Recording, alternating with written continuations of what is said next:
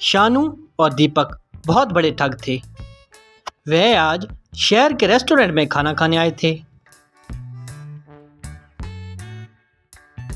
वहां पास में कचरे में बहुत सारा चिकन बिरयानी पड़ा था। वह देखकर शानू दीपक से, अरे वो देखो दीपक, वहाँ कचरे में इतना सारा बिरयानी फेंका हुआ है। अरे बॉस, ये शहर है, यहाँ पे सारे रेस्टोरेंट पे ऐसे ही होता है। जो खाना बच जाता है उसको यूं ही फेंक देते हैं। क्या शहर में सब रेस्टोरेंट में ऐसा ही होता है? हाँ बॉस, यही होता है। अच्छा चलो अपने गांव चलते हैं, अब हम भी कोई बिज़नेस स्टार्ट करते हैं। बिजनेस? कैसा बिजनेस? वो मैं बाद में बताऊंगा, तुम बस गांव पहुंच के मुझे मिलो। लो बॉस, गांव पहुंच गए हैं। आप तो बता दो कौन सा बिजनेस शुरू करने वाले हो। कल सुबह तुम मुझे गांव के बाहर मिलो, मैं अपना सारा प्लान बताऊंगा। ठीक है, मैं कल गांव के बाहर मिलता हूँ। यूं उस रात शानू एक लॉरी लेकर शहर गया। यूं वह एक रेस्टोरेंट के सामने कचरे में पड़े चिकन बिरयानी को उस लॉरी में भरने लगा।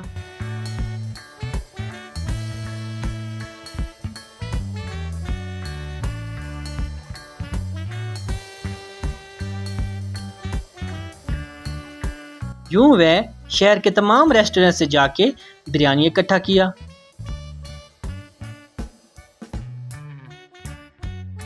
अगले दिन सुबह वो दोनों गांव के बाहर मिले। अरे बॉस, ये इतना बड़ा बिरयानी का ट्रक आप कहाँ से लेके आए? अरे वह सब छोड़ो, बस तुम जाके गांव में 5 रुपये बिरयानी की घोषणा कर दो।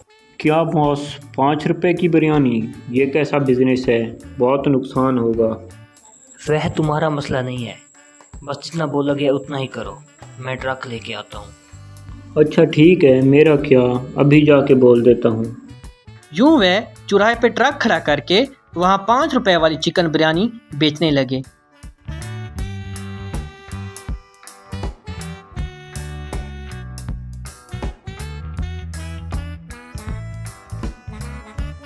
इस तरह 5 रुपए में बिरयानी का सुनकर वहां बहुत से लोगों ने आके बिरयानी खरीदा।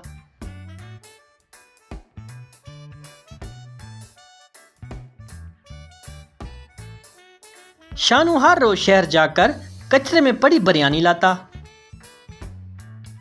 और सुबह उसे लोगों को बेचता। उसका धंधा बहुत अच्छा चलने लगा। उसकी बिरयानी बासी होने के कारण सब गांव वाले बीमार पड़ने लगे।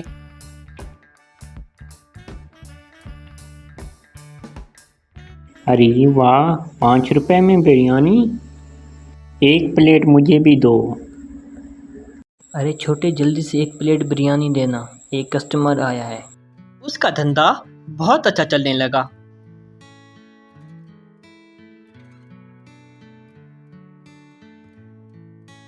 अरे हाँ, अच्छा पैसा मिला है।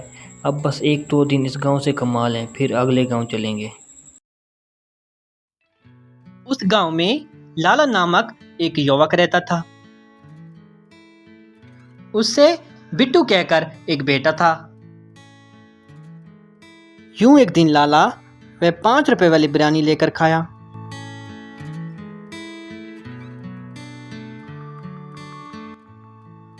अगले दिन लाला बहुत बीमार पड़ गया।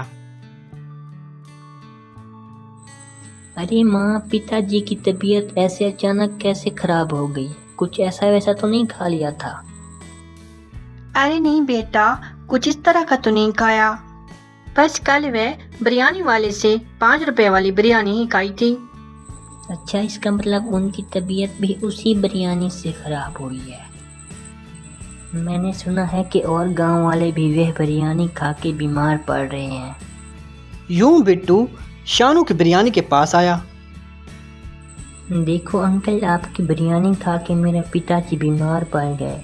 अब उनके इलाज के लिए 2 लाख भी आपको ही भरने होंगे। अरे नहीं नहीं बेटा, तुम्हें कोई गलत फहमी हुई है। हमारी बिरयानी से कोई बीमार नहीं होता, उन्हें ज़रूर कुछ और हुआ होगा।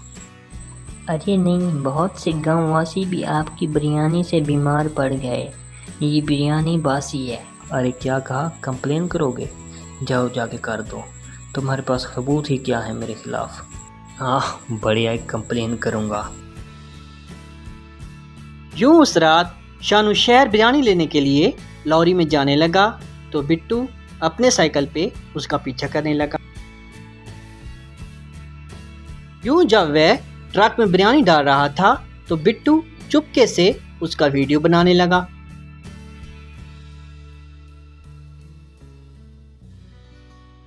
यूं अगले दिन एक पुलिस ऑफिसर शानू के पास आके, अरे लोगों को गली सड़ी बिरयानी खिलाते हो, शर्म नहीं आती?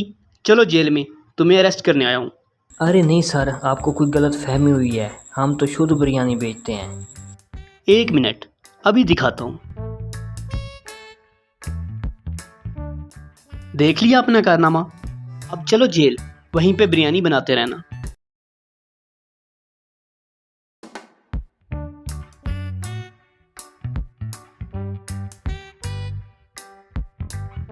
ये सोनू है। सोनू अपनी पत्नी के साथ रहता था। सोनू बहुत ही लालची आदमी था। सोनू रोज अपनी साइकिल पे काम पे जाता था।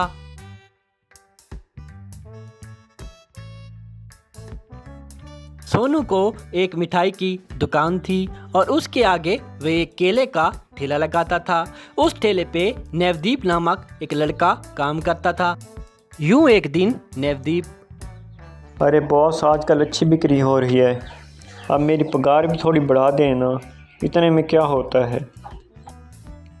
अरे चुप करो रे, तुम्हें जो दे रहा हूँ वही चुपचाप ले लो, वरना काम छोड़ना है तो छोड़ दो। सोनू को केले का एक बाग था। वो उस बाग में रोज केले तोड़ने जाता था।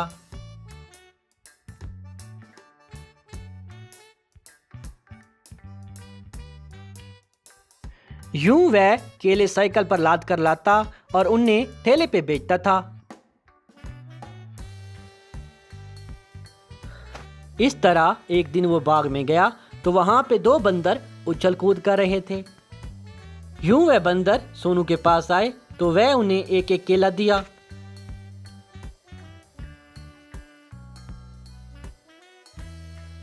यूं जब सोनू वहां पे नहीं था तो वह बंदर उसकी साइकिल पे आके बैठ गए। जब सोनू वहां पे आया तो उन्हें देखकर, अरे ये बंदर साइकिल पे कैसे आ गए? चलो इन बेचारों को घर ले जाता हूँ, लगता है ये बहुत भूखे हैं।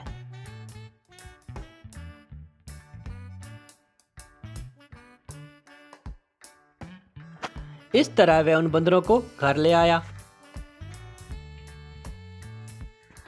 अरे जी, क्या चीज़ उठा ले आए हो? उन्हें जल्दी से बाहर फेंको, मुझे बहुत डर लग रहा है। अरे चुप करो, ये कहीं नहीं जाएंगे, ये यहीं पर रहेंगे और मेरे साथ दुकान पे मदद करेंगे। तुम अभी इन्हें अंदर ले जाओ और अच्छे से खाना खिलाओ। यूं वह उन बंदरों को पेट भर के खाना खिलाया।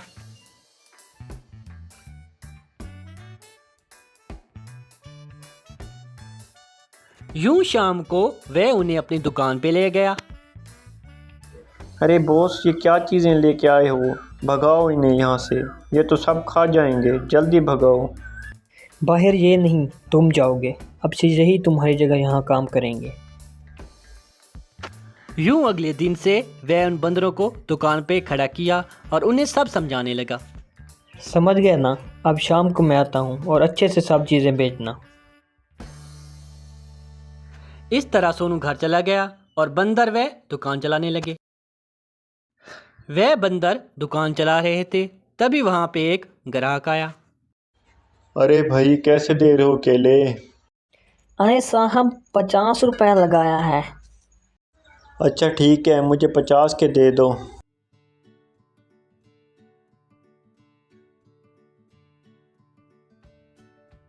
अरे वाह, मेरे पास तो 50 रुपए आ गए, अब मैं भी कुछ खरीद के खा लेता हूँ। अरे ये लो भाई, मुझे थोड़ी मिठाई देना।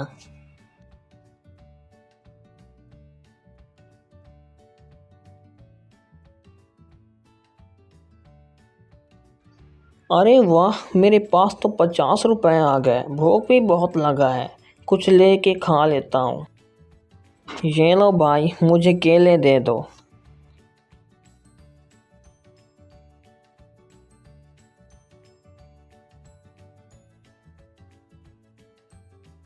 अरे वाह, मेरे पास तो और 50 रुपए आ गए। ऐसा करता हूँ, कुछ और खरीद लेता हूँ। भाई ये लो, एक और केक दे देना।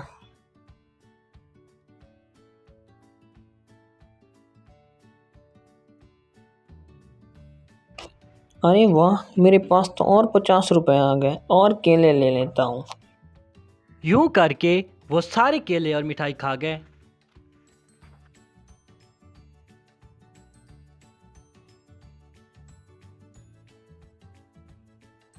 अरे वाह, आज तो बहुत अच्छी सेल हो गई है। हाँ, बॉस बहुत खुश होंगे। इस तरह शाम को वह दुकान पे आया तो सारी दुकान खाली थी। तो सोनू, अरे वाह, आज तो लगता है सब कुछ बिक गया है।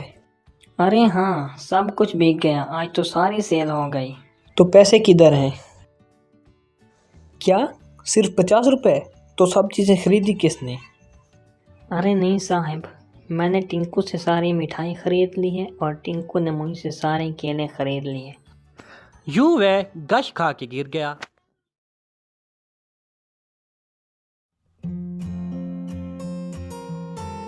समीर और सारिम भाई हैं। उन दोनों की आपस में बिल्कुल नहीं बनती। सारिम पानी पूरी का ठेला लगाता और समीर चौराहे पे बिरयानी बेचता था। उन दोनों की आपस में नहीं बनती थी, इसलिए वे सारे ग्राहकों को एक दूसरे के खिलाफ बरगलाते रहते थे। अरे भाई, तुम्हें एक बात बताऊं, वह पानी पूरी वाला ठेला देखा है? वहाँ से कभी भी पानी पूरी ना खाना। वह बहुत ही घटिया मसाले डालता है और जो भी खाता है बीमार पड़ जाता है। अरे ये देखो भाई, वो सामने जो समीर बिरयानी का ठेला लगाता है, उसे भूल कर भी कुछ ना लेना। बासी बिरयानी बेचता है। जो भी वो खाता है वो बीमार पड़ जाता है। अरे अच्छा हुआ आपने बता दिया, मैं तो अब कभी वह बिरयानी ना खाऊं।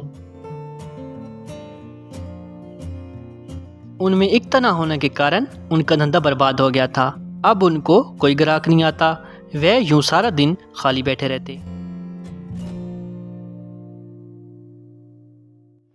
अरे क्या जी, आप आज भी कुछ पकाने के लिए नहीं लेके आए? बच्चे कई दिनों से भूखे हैं, ऐसे में क्या होगा? अरे चुप करो, तुम्हें पता नहीं है आजकल कोई बिक्री नहीं हो रही। मैं कहाँ से लाऊं ये सब? अरे आपका भाई तो खूब कमा रहा होगा, आप ही बस ऐसे हाथ पे हाथ रख के बैठे हैं। अरे नहीं नहीं, उन्हें भी कुछ नहीं बिक रहा। मैं सब देखता रहता हूँ।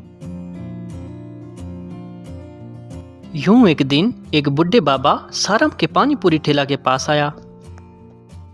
अरे देखो बेटा, मुझे बहुत भूख लगा है, लेकिन मेरे पास पैसे नहीं हैं। देखो बाबा, अगर आपके पास पैसे नहीं तो कोई बात नहीं, मैं अभी आपको पानी पूरी देता हूँ। सारे मुझसे पानी पूरी खिलाया। वह पानी पूरी खाकर, देखो बेटा, तुम दिल के बहुत अच्छे हो, लेकिन तुम्हारा धंधा ना चलने का सिर्फ एक ही कारण है, तुम दोनों भाई मिलकर काम नहीं करते। अगर तुम दोनों भाई मिलकर काम करोगे तो सफलता ज़रूर मिलेगी। हाँ बाबा, ये तो सही है, लेकिन भाई कभी नहीं मानेंगे, इसको करना संभव नहीं है। यूं वह बुढ़ा समीर के पास आकर, सुनो बेटा, मुझे बहुत भूख लगा है, लेकिन मेरे पास पैसे नहीं हैं। देखो बाबा, अगर आपके पास पैसे नहीं है तो कोई बात नहीं, मैं अभी आपको बढ़िया सी बिरयानी देता हूँ।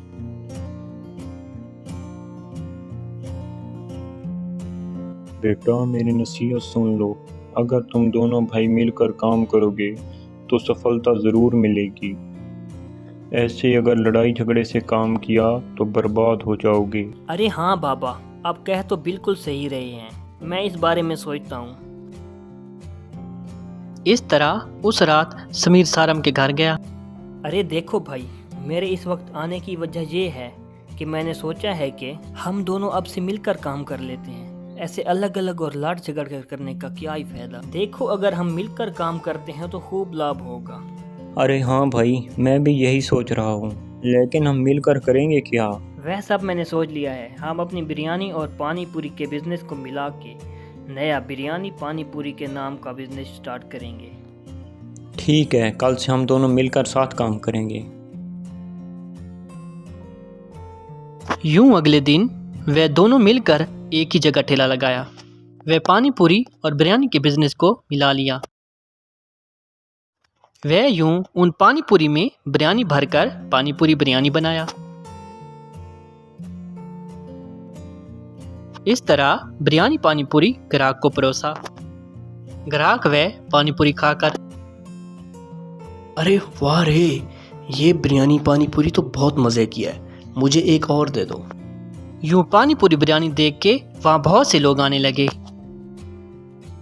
इस तरह उनकी बहुत अच्छी बिक्री हुई।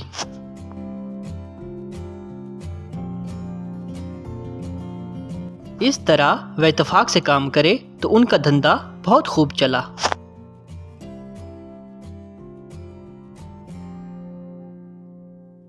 अरे वाह भाई, जब से हमने मिलकर काम शुरू किया है हमारी अच्छी बिक्री हो रही है। अरे हाँ, यूं एकता से काम करने से ही सफलता मिलती है। अब हम कभी लड़ाई नहीं करेंगे, हमेशा एकता से ही काम करेंगे। असल सफलता तो एकता ही में है। यूं वे दोनों मिलकर बहुत से शहरों में रेस्टोरेंट्स बनवाए। इस तरह वे दोनों अपने लिए बहुत बड़ा घर बनवाए। यूं वे हमेशा इत्तेफाक से और हंसी खुशी रहे।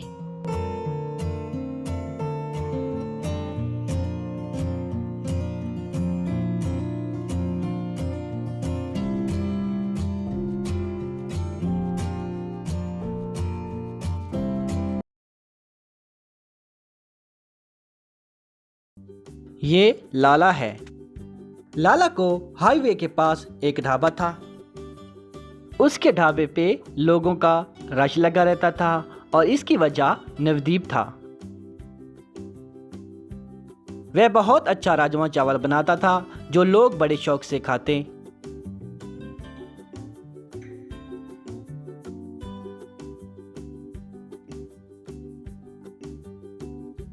लाला बहुत लालची आदमी था। वह हर वक्त और पैसों की लालच में रहता। अरे ये क्या नवदीप, मैंने तुम्हें नए मसाले ला के दिए थे, वो तुमने क्यों नहीं डाले?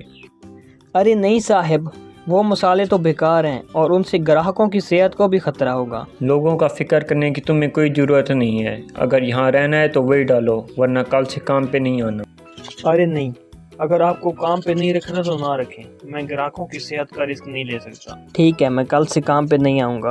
अरे हाँ हाँ जाओ, तुम्हारे जैसे हज़ारों मिल जाएंगे। तुम जाओ यहाँ से, मैं किसी और को काम पे रख लूँगा। नवदीप के पिता मिट्टी के बर्तन बनाने का काम करते थे।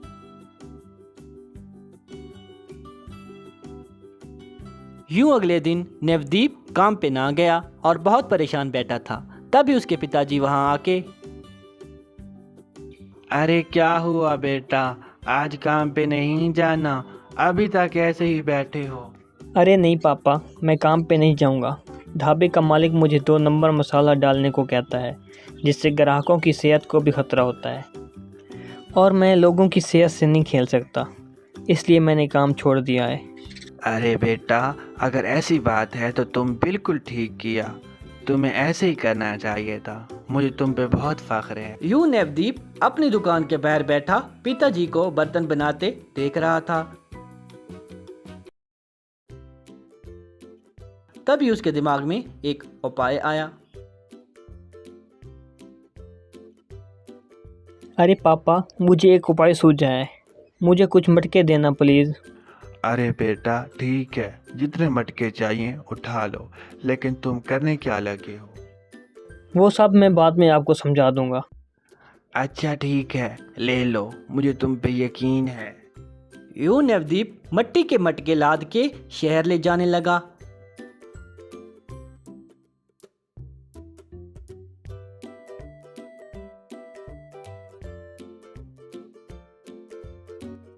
वह शहर में एक ठेला लगाया। वह वहां मटका राजमा चावल बना के बेचने लगा। यूं मटका राजमा चावल देख के बहुत से ग्राहक आए और मजे से खाने लगे।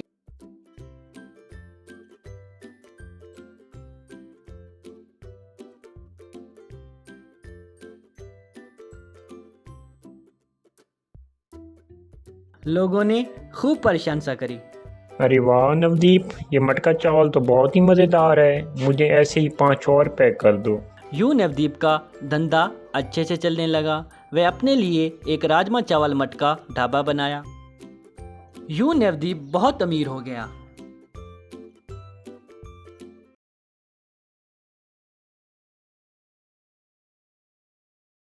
चित्रा नामक एक छोटा सा गांव था। उस गांव में अनूप नामक एक युवक कसाई की दुकान चलाता था।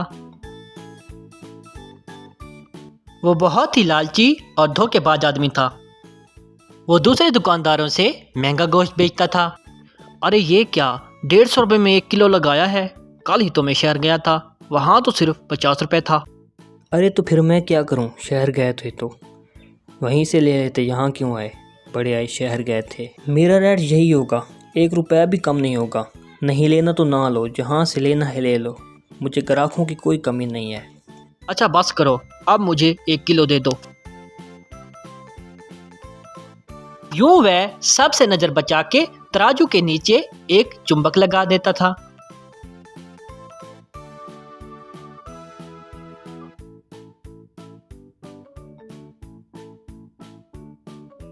इस तरह वह वजन भी कम करता था। यूं ग्राहक वह मांस देखकर, अरे ये क्या भाई, 1 किलो में सिर्फ यही मांस दिया है, ये तो आधा किलो भी नहीं है। अरे क्या मतलब, तुम्हें लगता है कि मैं धोखा करता हूँ? अरे आजकल 1 किलो में इतना ही मांस आता है। यूं उस गांव में कसाई की एक ही मात्र दुकान होने के कारण सब लोगों को वहां से ही मांस खरीदना पड़ता। उस गांव में किसी की भी कोई बकरी बीमारी से मर जाती तो वह लोग उसे गांव से बाहर फेंक आते।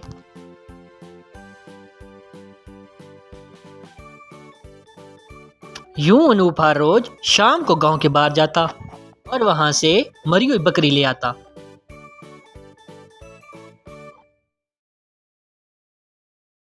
यूं वह उसका मांस बनाकर अपनी दुकान में लगाता। इस तरह वह वो बीमारी वाला मांस लोगों को खिलाता और खूब पैसा कमाता। उसको विशाल नामक एक बेटा था। विशाल बचपन से ही बहुत बड़ा मूर्ख था। यूं करके कई साल गुजर गए। अब विशाल बड़ा हो गया था। वह यूं सारा दिन गांव की गलियों में निकम्मा फिरता रहता था और कोई काम ना करता। यूं एक दिन अनूप विशाल से, अरे देखो विशाल, मेरी तो अब उम्र हो गई है, मैं अब और काम नहीं कर सकता। तुम सारा दिन मुफ्तखोरों की तरह फिरते रहते हो, कोई काम ही कर लो। मुझसे अब और ये दुकान नहीं चलाई जाती, अब ये कारोबार तुम्हें ही संभालना होगा। अरे क्या पिताजी, बस इतनी सी बात, आप फिक्र न करें, अब से मैं वो दुकान संभाल लूँगा। आप बस दुकान मेरे हवाले कर दें। ठीक है, कल तुम मेरे साथ दुकान पे आना, मैं तुम्हें सब समझा दूंगा। यूं अगले दिन विशाल उस कसाई की दुकान पे गया। अनूप ने उसे सब समझाया। अरे देखो बेटा, अब से तुम्हें ही ये दुकान चलाना है और ये चुंबक है, इसे तराजू के नीचे लाजमी लगा देना। यूं वह उसे वो चुंबक दिया। गांव के आसपास नज़र रखना, जब भी किसी की कोई बकरी मरे तुम वह चुपके से जाके ले आना और उसी का मांस यहाँ पे बेचना। अरे ठीक है पिताजी, अब मैं सब अच्छे से समझ गया। आप घर जाकर आराम करें, मैं दुकान ठीक से देख लूँगा। ठीक, अच्छे से काम करना। इस तरह विशाल उस दुकान पे काम करने लगा।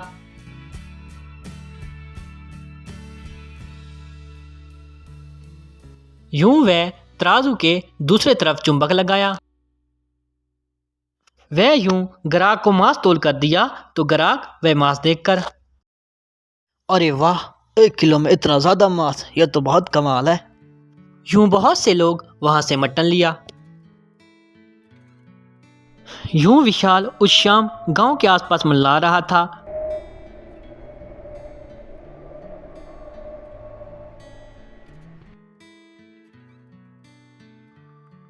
अरे क्या बात है भाई, क्या ढूंढ रहे हो? अरे देखो भाई, अब इस गांव में किसी का जानवर बीमारी से मर ही नहीं रहा।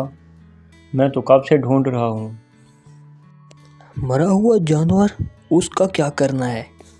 अरे वो तो मैंने अपनी दुकान पर बेचना है, पिताजी ने बताया था। क्या गांव वालों को बीमार गोश्त खिलाते हो? रुको ज़रा, सब गांव वालों को जाके बताता हूँ। यूं वह सब गांव वालों को बुलाकर लाया और उसकी खूब पिटाई लगाई।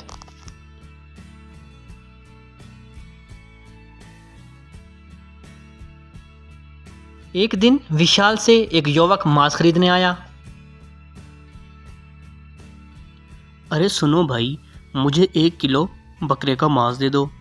विशाल उसे मांस दिया तो वह विशाल से, अरे ये क्या, 1 किलो में इतना ज़्यादा मांस? अरे हाँ, वो तो इसलिए कि पिताजी ने बोला था चुंबक लगाने को, इसीलिए इतना ज़्यादा मांस मिल रहा है। अच्छा, तुम्हारे पिताजी तो बहुत महान हैं। और क्या क्या करते हो? और हम जो मांस बेचते हैं वो भी बीमारी से मरे हुए बकरे का होता है। और यही नहीं, हमारी तो कीमत भी दूसरी दुकानों से डबल होती है। वाह रे, तुम्हारे पिताजी ने सब कुछ बोला। अच्छा, इस वक्त तुम्हारे पिताजी कहाँ मिलेंगे? पिताजी वो तो घर पर हैं, लेकिन उनसे क्यों मिलना है? वो बहुत महान आदमी हैं, मुझे उनसे मिलकर उनका सम्मान करना है। यूं दो इंस्पेक्टर अनूप के घर आए। अरे अनूप, तुम लोगों को बीमार मांस बेचते हो और चुंबक लगाते हो। मैं तुम्हें अरेस्ट करने आया हूँ। अरे ये क्या कह रहे हो इंस्पेक्टर साहब? मेरे खिलाफ आपके पास क्या सबूत है? मुझे ऐसे कैसे अरेस्ट कर सकते हो? हा, सबूत? वह सब तुम्हारा बेटा हमें बता चुका है।